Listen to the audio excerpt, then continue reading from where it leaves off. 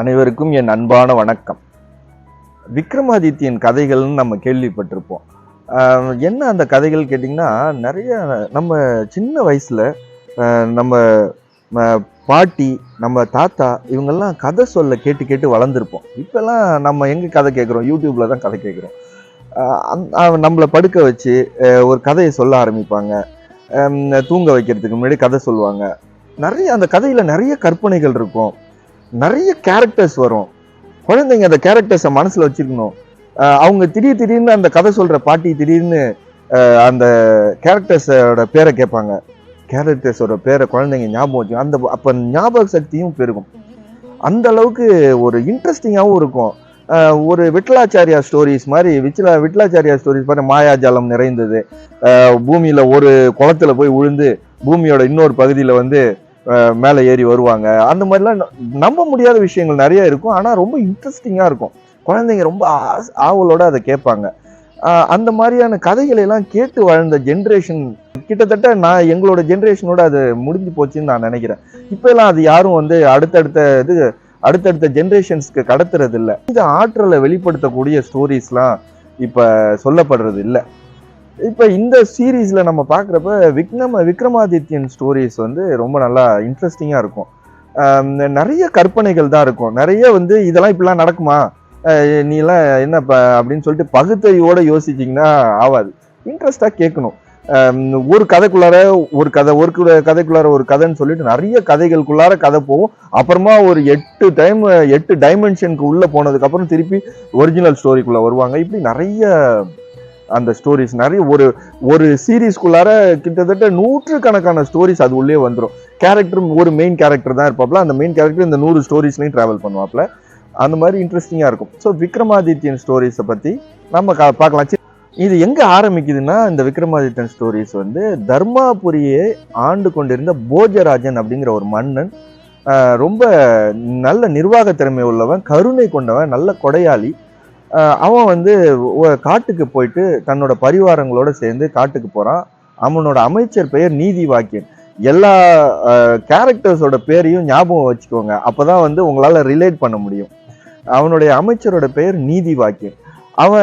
இவங்கெல்லாம் வந்து காட்டுக்கு போறாங்க வேட்டையாடுறதுக்கு. வேட்டையாடி முடிச்சுட்டு திரும்பி வர்றப்போ வந்து ஒரு கம்ப கொள்ளையில தன்னோட பரிவாரங்களோட சேர்ந்து அந்த மன்னன் வந்து இலைப்பாரிக்கிட்டு இருக்கான். அப்போ அந்த கம்பங்கொள்ளையில ஒரு பரண் அமைச்சு சரவண பட்டன் அப்படின்னு ஒருத்தன் மேல உட்காந்து காவல் காத்துக்கிட்டு இருக்கான். அந்த பரண் மேல உட்கார்ந்து இருக்கப்ப அவன் எல்லாரையும் பார்த்து, எல்லாரும் வாங்க, என் கொள்ளையில இருக்கிற வெள்ளரி காய்களை பறிச்சு சாப்பிடுங்க, கம்பங் கதிர்களை எடுத்து சாப்பிடுங்க, சாப்பிட்டுட்டு இலைப்பாருங்க அப்படின்னு சொல்லி எல்லாரையும் அழைக்கிறான். எல்லாரும் போய் அவனோட அழைப்பை ஏற்று போய் எல்லாரும் சாப்பிடுறாங்க. சாப்பிட்டுட்டு இலைப்பாடுறாங்க. அப்புறம் அந்த சரவண பட்டன் என்ன பண்றான், அந்த பரன்ல இருந்து கீழே இறங்கி வந்து, ஐயோ இது என்ன, என் கொள்ளையில இருக்கிற வெள்ளரி காய்களையும் என்னோட விளைச்சலையும் நீங்க நாசம் பண்ணிட்டீங்களே, இதெல்லாம் உங்களுக்கு எல்லாம் அடுக்குமா, நீங்களாம் மனுஷங்களா, அப்படி இப்படின்னு கத்த ஆரம்பிச்சுட்டான். அமைச்சருக்கும் மன்னருக்கும் ஒரு பெரிய ஷாக்கு. ஏன்னா பரன் மேல நிக்கிறப்ப வந்து எல்லாம் வாங்க வாங்க வந்து எடுத்து சாப்பிடுங்கன்னு சொல்லிட்டு சொன்னா, இப்ப கீழே இறங்கி வந்ததுக்கு அப்புறம் வந்து எல்லாம் இது மாதிரி அநியாயம் பண்ணிட்டீங்கன்னு சொல்லி கத்துறான். இது என்ன வித்தியாசம்னு அமைச்சர்கிட்ட மன்னன் கேட்கிறான், போஜராஜன். இப்ப நீதி வாக்கியன் சொல்றான், மன்னா ஏதோ அந்த பரன் மேல இருக்கு. பரன் மேல இருக்கிறப்ப அவனோட மனநிலை வேற மாதிரி இருந்தது, பரன்ல இருந்து கீழே வந்த பிறகு வேற மாதிரி இருக்கு அப்படின்னு சொன்னோன்னா, சரின்னு அந்த சரவண பட்டனை கூப்பிட்டு, சரி நீ எதுவும் கத்தாத, கவலைப்படாத, நான் வந்து இந்த கம்பங்கொள்ளைய நான் விலைக்கு வாங்கிக்கிறேன். இதுக்கு ஈக்குவலா கொள்ளைகள் உனக்கு வந்து இடம் உனக்கு வேற இடத்துல நாங்க கொடுக்குறோம், அது இல்லாம உனக்கு பொண்ணும் பொருளும் நிறைய கொடுக்குறோம், நீ வந்து கவலைப்படாதன்னு சொல்றாங்க. சரி, அரசன் கேட்கிறப்ப என்ன செய்ய முடியும்னு சொல்லிட்டு ஒத்துக்கிறான். கம்பங்கொள்ளைய அரசாங்கத்துக்கு எழுதி வாங்கியாச்சு. இப்போ அரசன் சொல்றான், இந்த பரனுக்கு கீழே தோண்டுங்க, ஏதோ ஒண்ணு அது உள்ளார இருக்கு, அந்த சக்தி தான் அவனோட மனநிலையை மாற்றுது பாருங்கன்னு சொல்றான். அப்போ பரனை நீக்கிட்டு மண்ணை தோண்டி பாக்குறாங்க. பார்த்தா ஏதோ ஒரு பொருள் அது உள்ளார தண்டுப்படுது.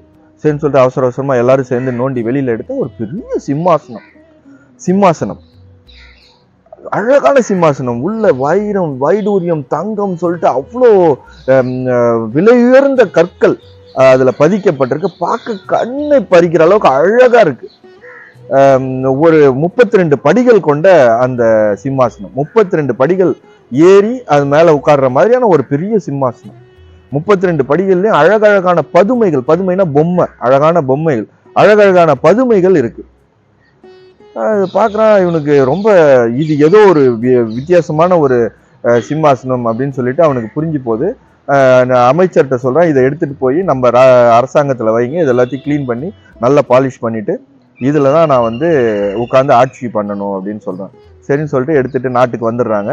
வந்துட்டு எல்லாத்தையும் நல்லா கிளீன் பண்ணிட்டு ஒரு நல்ல நாள் பார்த்து அந்த சிம்மாசனத்துல ஏறி ஆட்சி பண்ணலான்னு சொல்லிட்டு அந்த சிம்மாசனத்துல கால் வைக்க போறான்.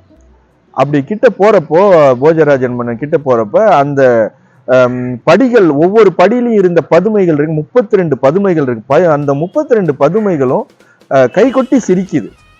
இவனுக்கு ஆச்சரியமா போச்சு. கேட்குறான், அழகான பதுமைகளா இருக்கீங்க, எதுக்கு நான் வந்து படி ஏறி போய் ஆட்சி பண்ண போற நேரத்துல பார்த்து நீங்க எல்லாரும் கை கொட்டி சிரிக்கிறீங்க அப்படின்னு சொல்றப்போ, அப்போ அந்த ஃபர்ஸ்ட் படியில இருந்த வினோத ரஞ்சித பதுமை என்ன சொல்லுதுன்னா, இந்த சிம்மாசனம் யாரோட தெரியுமா? நீ அவ்வளோ ஈஸியா இது மேல ஏறி உட்காரலான்னு போறியே, இந்த சிம்மாசனம் யாரோட தெரியுமா? இது விக்ரமாதித்ய மன்னனோட. அவன் வந்து ரொம்ப பராக்கிரமம் மிகுந்த மன்னன். 56 நாடுகள்ல உள்ள மன்னர்களையும் அவனுக்கு கப்பம் கட்ட வச்சு எல்லாருக்கும் தான தர்மங்கள் செஞ்சு நீதி வழுவாம ஆட்சி செஞ்ச ஒரு மன்னன். அந்த மன்னன் 2000 வருஷம் இந்த பூமியில இருந்து ஆட்சி செஞ்சிருக்கான். அவ்வளோ பராக்கிரமங்கள் நிறைந்த ஒரு மன்னன். அந்த மன்னன் அமர்ந்து ஆட்சி செஞ்ச இந்த சிம்மாசனத்துல ஏறி போய் ஆட்சி பண்றதுக்கு உனக்கு என்ன தகுதி இருக்கு? அவனுடைய பராக்கிரமத்துல 1000ல் 1 பங்கு பராக்கிரமம் உனக்கு இருந்தாதான் இந்த சிம்மாசனத்துல ஏறி நீ ஆட்சி பண்ணா நீ சந்தோஷமா இருக்க முடியும், இல்லைன்னா உனக்கு துன்பம் தான் நேரும் அப்படின்னு சொல்றான். சொல்லுது அந்த வினோத ரஞ்சித பதுமை. இதை கேட்ட போஜராஜனுக்கு பெரிய ஆச்சரியம். அப்படி ஒரு மன்னனா 2000 வருஷம் இந்த நிலத்தை ஆண்டிருக்கானா? அவனுக்கு ஒரு பெரிய ஆச்சரியமா போச்சு. சரி, என்ன சொல்றான்னா, அவன் ரொம்ப பணிவானவன், நல்ல மனுஷன். சொல்றான், சரி பதுமைகளே, நீங்க என்ன பண்ணுங்க, இந்த விக்ரமாதித்ய மன்னனோட வரலாறை சொல்லுங்க, அவனோட பராக்கிரமங்களை எனக்கு சொல்லுங்க, நான் அதை கேட்கிறேன், எனக்கு அந்த தகுதி இருந்ததுன்னா நான் ஏறி போய் ஆட்சி பண்றேன் அப்படின்னு சொல்றேன். அப்போ அந்த வினோத ரஞ்சித பதுமை சொல்லுது, நீ இந்த படிகள் ஒன்னொன்னுலயும் ஒரு நாளைக்கும் ஒரு படி நீ ஏறணும். ஒரு படியில நீ ஏறுறப்ப அந்தந்த படியில இருக்கிற பதுமை, அந்தந்த படியில இருக்கிற பதுமை ஒரு பார்ட் ஆஃப் ஸ்டோரிஸ், அந்த ஒரு பார்ட் ஆஃப் கதையை வந்து உங்களுக்கு சொல்லும். அதை கேட்டுட்டு அந்த அந்த பதுமை சொல்ற கதையை கேட்டுட்டு அந்த அளவுக்கு பராக்கிரமத்துல உனக்கு ஒரு 1000ல் 1 பங்கு உனக்கு இருக்குன்னு நீ தோணினாலும் நீ அடுத்த படி ஏறலாம், இல்லைன்னா உனக்கு துன்பம் தான் நேரும் அப்படின்னு சொல்றாங்க. சரி அப்படின்னு சொல்லிட்டு போஜராஜன், சரி பரவாயில்ல, நீங்க கதையை சொல்ல ஆரம்பிங்க அப்படின்னு சொல்லி கேட்குறான். ஸோ அப்போ வினோத ரஞ்சித பதுமை விக்ரமாதித்யனோட வரலாறை சொல்ல ஆரம்பிக்குது. வரலாறுங்கிறத விட அவனுடைய பராக்கிரமங்கள், அவன் எப்படி பிறந்தான், எப்படி வந்து ஆட்சி பண்ணா, அவனுக்கு யாரெல்லாம் உதவியா இருந்தாங்கிறத பற்றியெல்லாம் சொல்ல ஆரம்பிக்கும். இதுதான் இந்த விக்ரமாதித்யன் ஸ்டோரியோட இன்ட்ரோடக்ஷன். அடுத்த பகுதியில் விக்ரமாதித்யனோட பிறப்பையும் அவனுக்கு உதவியா இருக்கக்கூடிய அமைச்சர்களை பற்றியும் அடுத்த எபிசோட்ல பார்க்கலாம். அனைவருக்கும் வணக்கம். வாழ்க வளமுடன்.